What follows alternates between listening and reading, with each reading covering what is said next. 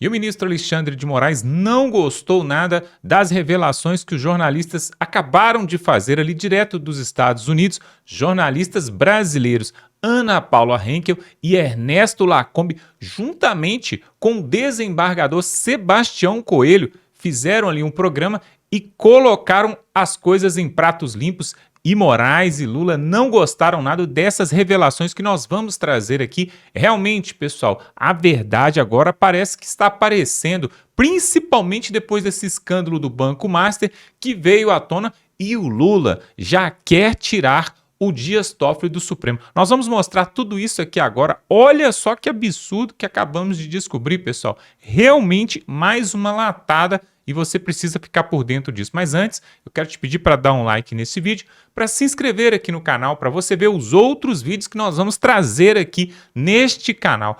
Preste atenção agora no que vão falar ali os jornalistas Constantino e Ana Paula Henkel e também o desembargador Sebastião Coelho, direto dos Estados Unidos. Eles vão trazer ali informações realmente importantes. Confira e voltamos em seguida. E lembrar que Bolsonaro é um preso político, né, que está sendo alvo de vingança do sistema. E hoje a gente entende bem, né, o motivo. Ficamos 4 anos sem esses escândalos todos de corrupção que voltaram a pulular pelo país todo, né? As páginas da política voltaram para a polícia, né?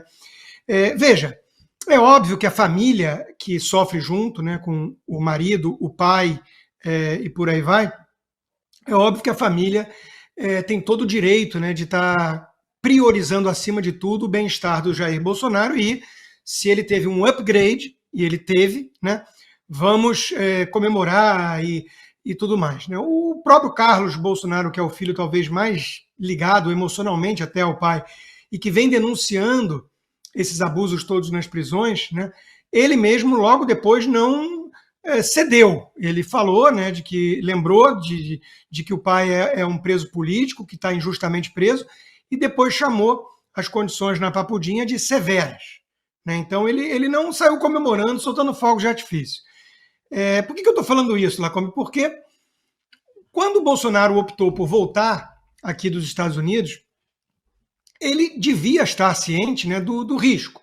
Ele sabe que ele mexeu com um sistema podre, carcomido, com gente bandida, com uma quadrilha, e ele sabe que queriam a vingança dele.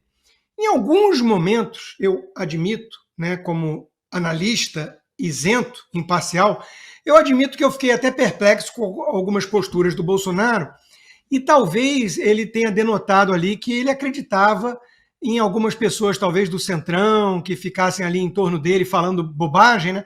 Ele talvez acreditasse que era possível fazer uma espécie de acordo. Foi quando ele gritou, né? Canalha, chega, não sei o quê, acabou, pô. E depois pediu para o Temer interferir com Alexandre de Moraes, né? Ou foi quando ele fez, durante a oitiva lá, o julgamento, né, a brincadeira com o próprio Alexandre de Moraes, se ele queria ser vice na chapa com ele, Jair Bolsonaro. Então são momentos que, cá entre nós, a gente não imagina uma figura como o Trump fazendo. Quem lembra da imagem do Trump naquele mugshot, né, quando ele foi preso e fichado, né, em Nova York, era uma cara de pouquíssimos amigos, o Trump sempre foi para cima, levou o tiro na orelha, saiu gritando lutem, lutem, lutem, né? É uma pegada diferente. Talvez seja mais cultural. No Brasil a gente tem mais essa coisa da vítima, né, e tudo. E a própria família, ao trazer tanto à tona essas agruras que o presidente vive numa prisão absolutamente inadequada, né, ou vivia, sob tortura mesmo, né, a questão do barulho do ar, que foi bastante mencionada, eu acho que eles estão no papel deles, de chamar atenção para esses abusos e esses absurdos. Mas eu acho que o Bolsonaro acreditou, de alguma forma, em algum momento, que isso não seria o seu destino. E é óbvio que ele fica, então, numa situação delicada. Então, por exemplo, o UOL deu uma manchete de que ele estaria feliz, teria gostado do gesto que a mudança de prisão, a transferência simbolizava, né? Bom, ele, como o prisioneiro, tem todo o direito e até absolutamente compreensível que ele comemore o upgrade, né? Quando eu estou lá sob dor, tomando internado no hospital, tomando remédio para um monte de problema que eu estou ali vomitando todo dia, qualquer melhora do quadro é para comemorar, né? Agora, a gente tem que ter a clareza de analisar com uma certa distância de que esse upgrade não deve ser comemorado. Por quê? Porque nós não podemos aceitar migalha de psicopata, nós não podemos aceitar gestos que o cara ainda vai lá depois e diz: eu fiz minha parte hoje, e ri, né, para o aplauso de bajuladores, enfim, puxa-sacos, né? Nós não podemos aceitar isso como uma espécie de gesto de magnânime. Ah, porque a Michelle interferiu e foi pedir para o Gilmar. Eu entendo como esposa, eu entendo tudo. Agora, como país, como resistência, como quem está lutando contra esse sistema, nós temos a obrigação de apontar que isso ainda é absurdo, que isso é estado de exceção, que isso é prisão indevida e dane-se se aumentou o espaço e tem um banheiro privativo. Dane-se nesse sentido político. Lula reunir Moraes, Gonet, Polícia Federal, Galípolo. Imaginem a mensagem que isso manda para o mundo, né? É uma prostituição institucional. Prostituição institucional, sem autonomia, sem independência, sem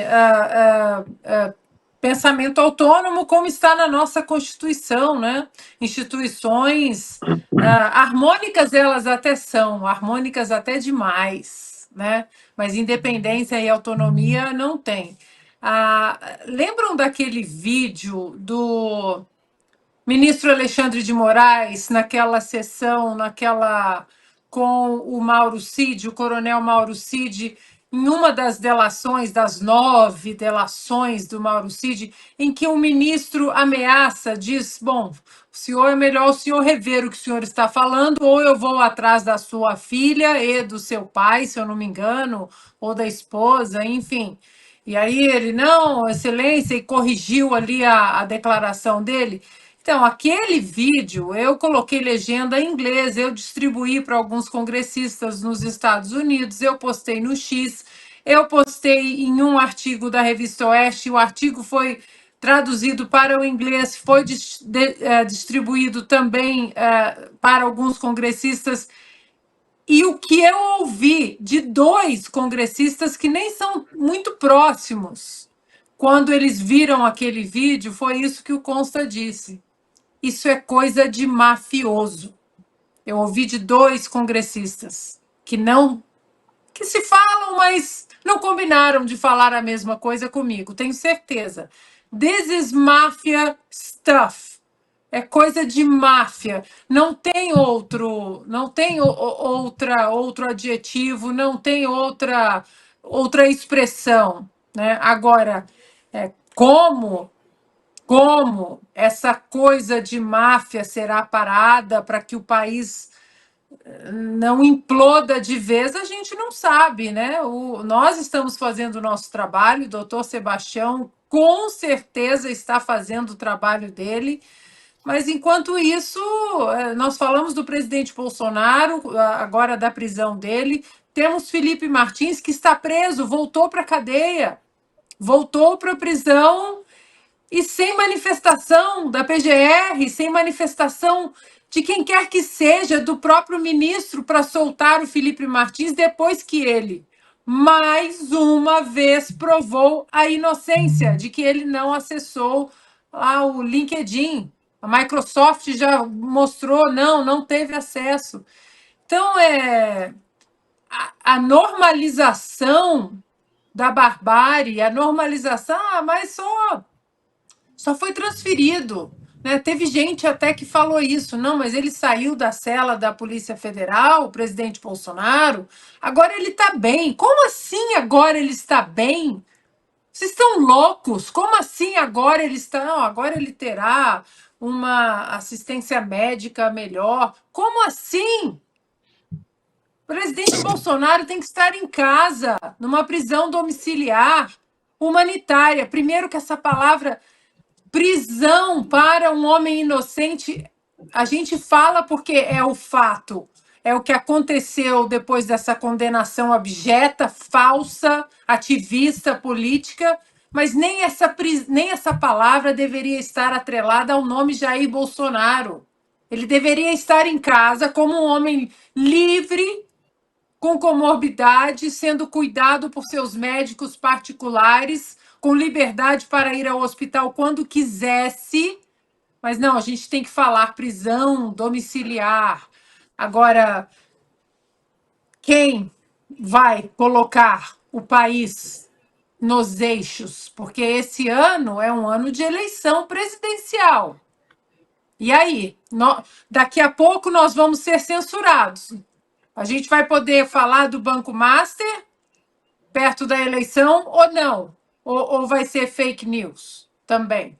Acabou o pudor para essa gente. Eles fazem as coisas mais absurdas e acham que está tudo normal, que está tudo bem, que a população não está vendo. Veja, o ministro Alexandre, tem chamado de ministro ainda, né? Ele esperou assumir a presidência do Supremo, porque ele é o vice-presidente de direito, né? Para fazer a inclusão dessa questão do COAF no inquérito o 4781.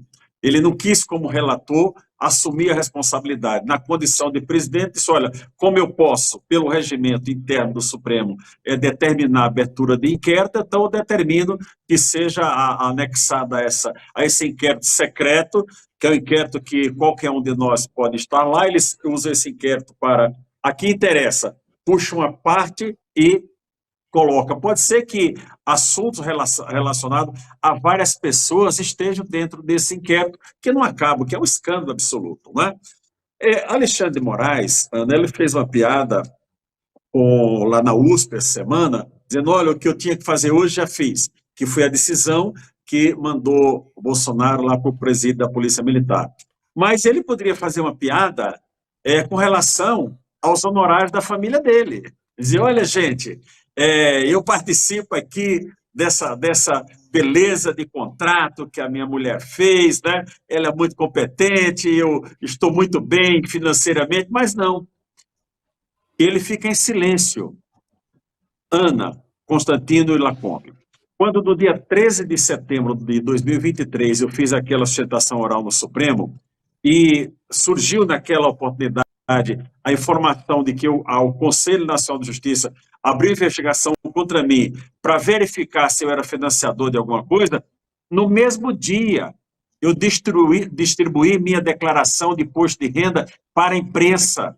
No mesmo dia, dei a explicação, olha aqui, olha a minha declaração de imposto de renda, se eu tenho condição de financiar qualquer coisa. O juiz, quando assume, ele assina um documento, ele lista os bens que ele tem. Deveria ser obrigação, a cada ano concluído, ele apresentar a evolução do seu patrimônio, mas essa gente não. Enriquece e não quer dizer de onde foi a origem do dinheiro.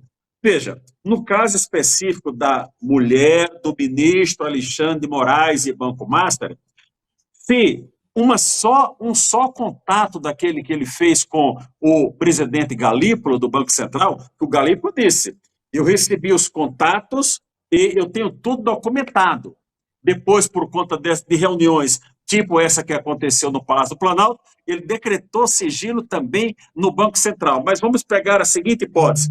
Se em um só daqueles contatos do Alexandre de Moraes com o Banco Central, ele disse, olha, dê uma força aí para minha esposa, isso é corrupção. Não tem outra palavra, é corrupção. Esse caso do Banco Master poderá colocar o carimbo de corrupto na testa de Alexandre de Moraes. Poderá acontecer. Ele já tem o carimbo de violador de direitos humanos. Não importa que foram suspensos os efeitos da Magnitsky. Os Estados Unidos o colocou como violador de direitos humanos para impor a Magnitsky. Lacombe, duas coisas mais. O prejuízo não foi 12 bilhões. 12 bilhões foi só o Banco de Brasília. Só o Banco Público aqui de Brasília, que comprou 12 bilhões de títulos podres e agora está correndo atrás, porque algumas carteiras já foram liquidadas e outros, os títulos sequer existiam. E o governo do Distrito Federal fez um empenho tremendo para comprar o próprio Banco Master por 2 bilhões de reais, que todo esse dinheiro ficaria encoberto e a população do Distrito Federal ia arcar com esse prejuízo bilionário do Banco Master. Em relação ao Felipe Martins, Ana, É uma coisa absurda o que fazem com esse rapaz. Ele foi preso por uma viagem que não fez. Depois foi preso em casa por uma viagem que outra pessoa tentou fazer, no caso o Silvio Ney.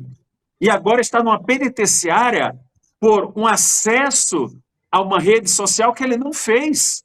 Então isso é um escândalo absoluto. Isso aí, o que foi feito com o Felipe Martins, desde a sua prisão em fevereiro de 2024, é uma tortura absoluta com esse rapaz, mas todo mundo acha que está tudo bem e não está tudo bem. Nós temos que denunciar esses abusos do Supremo Tribunal Federal. Ah, e tem um detalhe que vocês não falaram: o TCU, o Tribunal de Contas da União, um ministro que era deputado federal, foi colocado lá na cota do Congresso Nacional, tentou fazer uma investigação lá junto ao Banco Central e no seu despacho inicial já disse: houve indício de precipitação na liquidação do Banco Master.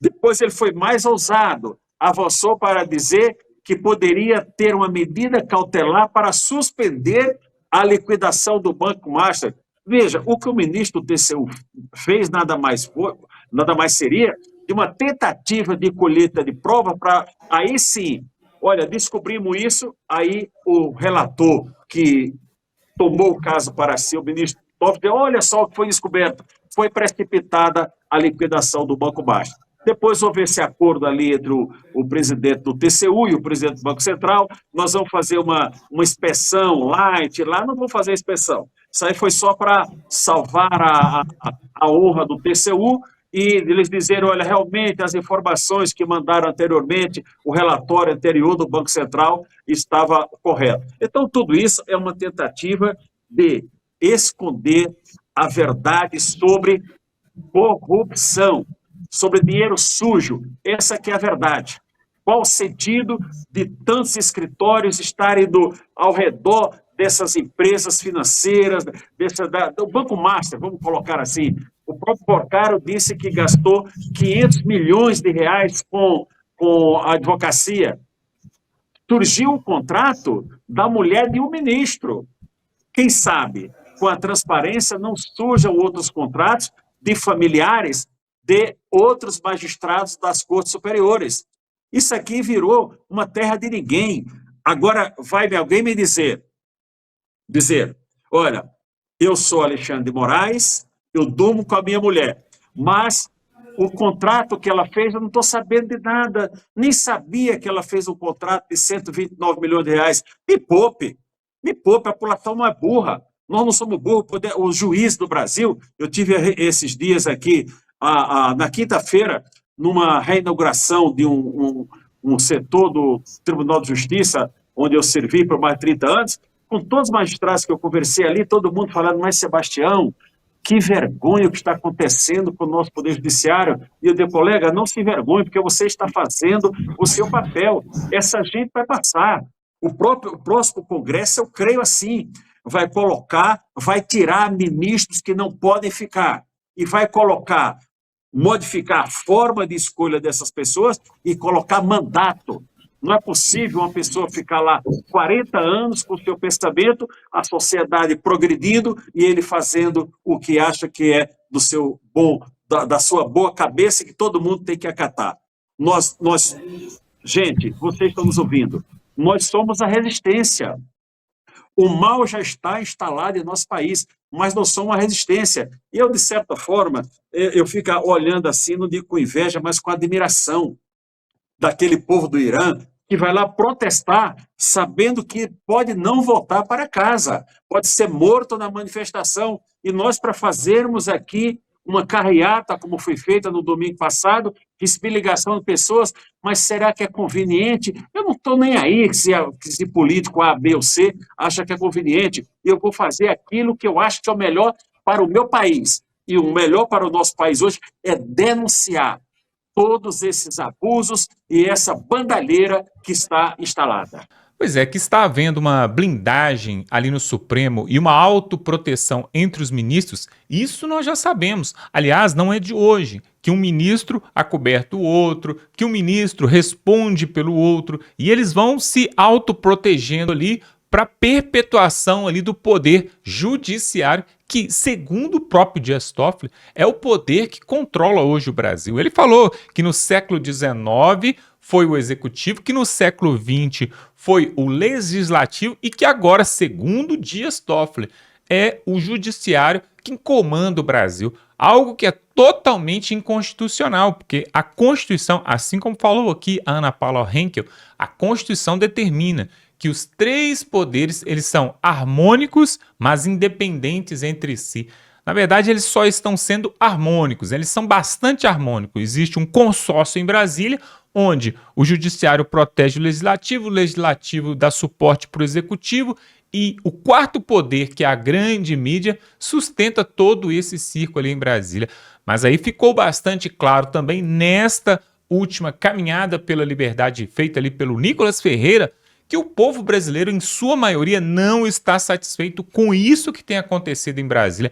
Inclusive, acabou de sair agora uma matéria mostrando ali pela rádio Auriverde, eles mostrando que o Lula já está sinalizando para o Supremo Tribunal que seria importante e saudável para o judiciário e para a democracia que o Dias Toffoli se afastasse do judiciário. Já pensou na altura do campeonato aí, né? O que a direita tanto buscou há tanto tempo, que era o impeachment do Moraes, do Barroso, até do próprio Gilmar Mendes. E agora, para nossa surpresa, parece que quem está mesmo com os dias contados é justamente o Dias Toffoli, né? Depois desse vazamento aí de informações sobre ele, sobre sua família, e nós que achávamos que o Dias Toffoli tinha apenas influência sobre o resort, sobre propriedades, na verdade é tudo dele, né? É tudo dele. Lembrando que o Lula, lá atrás, foi preso naquela operação, né, Lava Jato, onde envolveu ali o próprio Sérgio Moro com o Deltan Dallagnol, e aí ali eles conseguiram colocar o Lula, né, preso. Ele foi condenado em 3 instâncias por 9 juízes e ficou ali 580 dias preso em Curitiba, e depois o Fachin, com uma canetada ali, uma decisão que, segundo alguns, não foi somente dele, foi uma decisão de gabinete e que depois foi levada ao plenário, fez com que o Lula, por causa de um CEP, fosse descondenado e tudo veio aí por água abaixo. Tanto que até a Lava Jato eles conseguiram, né, um trabalho que recebeu o prêmio internacional. Eu me lembro que o Sérgio Moro foi aos Estados Unidos receber um prêmio pela Operação Lava Jato, pela abrangência daquela operação ali, que, né, revelou tantas denúncias ali, tantos escândalos, e acabou sendo desfeita pelo próprio judiciário. Porque, na verdade, pessoal, o que nós temos visto hoje é que quem manda é quem tem a caneta, não interessa. O próprio Deltan Dallagnol ganhou as eleições ali pelo estado do Paraná, mas depois foi destituído pelo TRE ali da região. E agora parece que ele vai tentar de novo agora em 2026. Será que ganha? Para senador, né? Me parece que ele tinha ficado até inelegível por alguns anos, da mesma forma também que deixaram inelegível Jair Bolsonaro, da mesma forma também que deixaram inelegível Pablo Marçal, que começou a meter o pau no sistema. É assim, pessoal, é assim que acontece. Infelizmente é assim que acontece no Brasil. E olha só, hein, vou deixar um aviso aqui, estou falando agora para que depois vocês não falem assim que eu falei depois do caso ter acontecido. Não demora muito para eles começarem a perseguir o Nicolas Ferreira e colocar ele em algum inquérito, em algum processo do qual ele venha perder o seu mandato ou ficar inelegível. Preste atenção no que eu estou falando. Todos aqueles que entraram na frente do sistema, que tentaram ali bagunçar o sistema, eles foram perseguidos. Olha, por exemplo, vou dar um exemplo aqui, claro.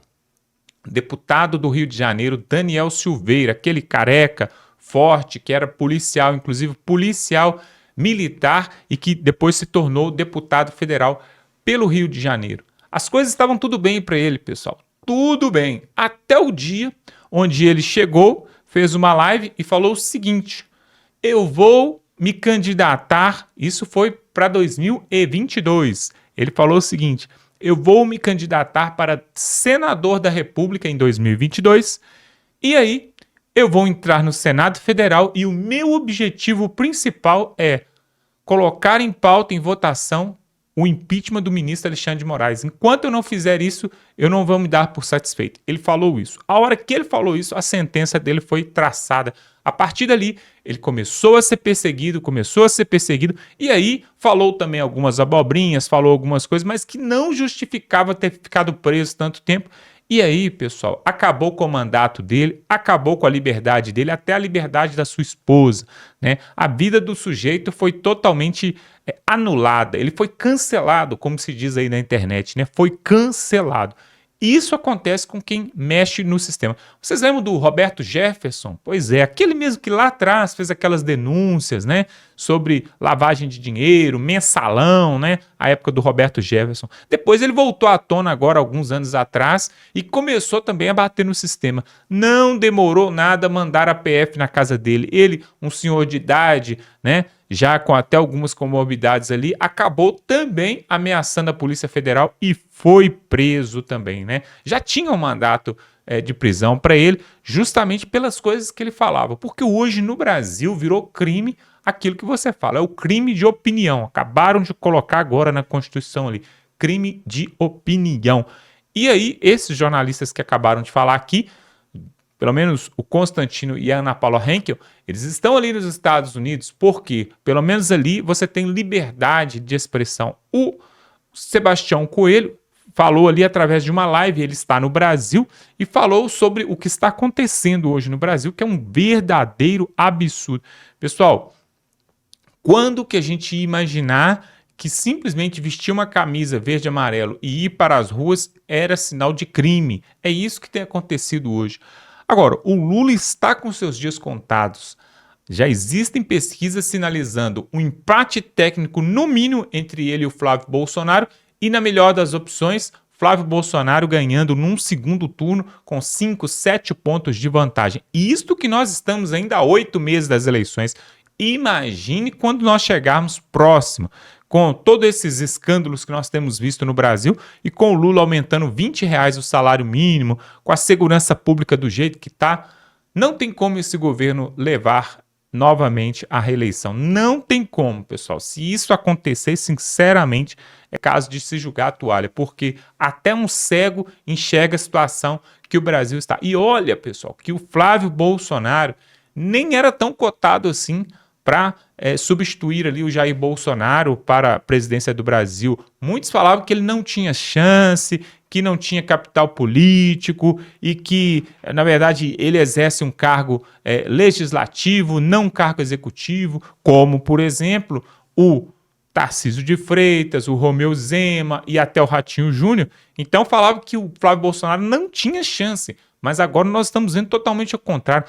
Olha para você ver a fragilidade desse desgoverno petista que já está há quase 2 décadas aí fazendo o povo brasileiro sofrer, né? Mas agora parece que o sofrimento vai acabar. E o Nicolas Ferreira, pessoal, que nem pode ser candidato a nada agora, ele não pode ser nem para senador, nem para governador, nem para presidente, porque não tem idade ainda, né? Mesmo assim, ele dá a cara a tapa, se coloca à frente ali e faz o seu papel. Mas nós sabemos que em breve, dentro de alguns anos, me parece que já em 2034, o Nicolas já vai poder ser ou senador ou se candidatar para presidente do Brasil. E eu quero que você coloque aqui nos comentários, você acha mesmo que o Flávio Bolsonaro tem chance de ganhar do Lula ali em outubro e no dia 1º de janeiro assinar anistia para os presos políticos para Jair Bolsonaro? O que você acha? Coloque aqui nos comentários. Quero te convidar também para se inscrever nesse canal, é muito importante, porque esse ano é ano eleitoral, nós precisamos da sua ajuda. Se você gosta desse país e quer ver o país melhorar, se inscreve aqui que é um canal de direita, conservador, com princípios cristãos. Você não vai se arrepender. Se inscreve aí, dá um like nesse vídeo e olha só, você também pode pegar esse vídeo e mandar no grupo do WhatsApp, no grupo da família. É só você clicar aqui embaixo em compartilhar. Compartilha com todo mundo, com quem gosta de você, com quem não gosta, quem gosta do Lula, quem gosta de Bolsonaro, não importa. O importante é o povo saber a verdade. É aquela frase, né, que a gente às vezes repete aqui. O problema não é o barulho dos maus, o problema é o silêncio dos inocentes. Porque se os bons se calarem, os maus, eles vão tomar conta. E isso nós não vamos deixar. Nós vamos ficando por aqui e até a próxima.